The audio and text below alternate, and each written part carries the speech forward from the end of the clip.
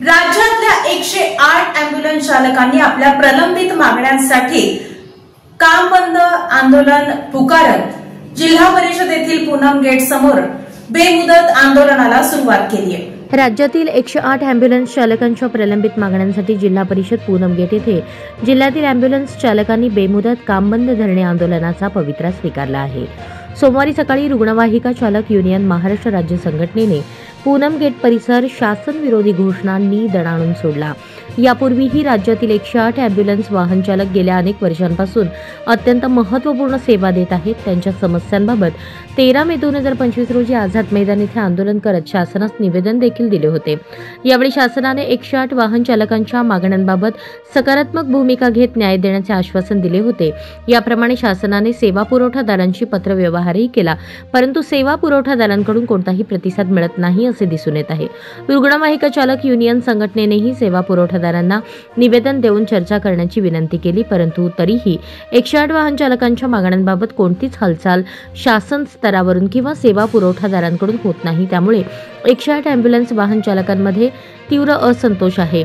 यावेळी संघटनेचे अध्यक्ष नवनाथ नरळे यांनी आपल्या तीव्र भावना व्यक्त करताना आपल्या प्रलंबित मागण्या पूर्ण करण्याची मागणी केली।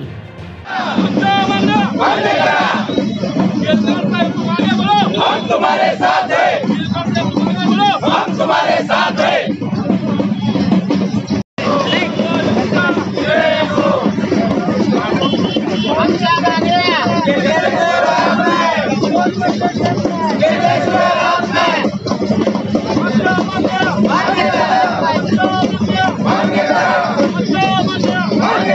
मी 108 रुग्णवाहिका चालक युनियन महाराष्ट्र राज्य संलग्न सेंटर ऑफ ट्रेड युनियन या संघटनेचा महाराष्ट्र राज्य अध्यक्ष नागनाथ नामदेव नरळे।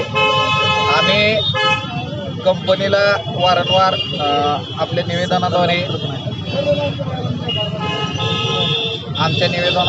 वारंवार आमच्या मागण्याचं निवारण करण्यासाठी पत्रव्यवहार करतोय। आरोग्यमंत्री असतील, कामगार आयुक्त असतील, संचालक असतील, त्या सर्वांना पत्रव्यवहार करून सुद्धा प्रशासन किंवा सेवा पुरवठादार त्या कुठल्याही मागणीकडे लक्ष देत नसल्यामुळे आम्हाला नाईलाज असतो 1 जुलै रोजी काम बंद आंदोलन आम्ही पुकारलेलं आहे। त्यामध्ये कंपनीकडून आत्तापर्यंत आम्हाला कुठल्याही प्रकारचा चर्चेसाठी वेळ किंवा आमच्या मागण्या सोडवण्यासाठी कुठलाही निरोप किंवा प्रस्ताव आलेला नाही।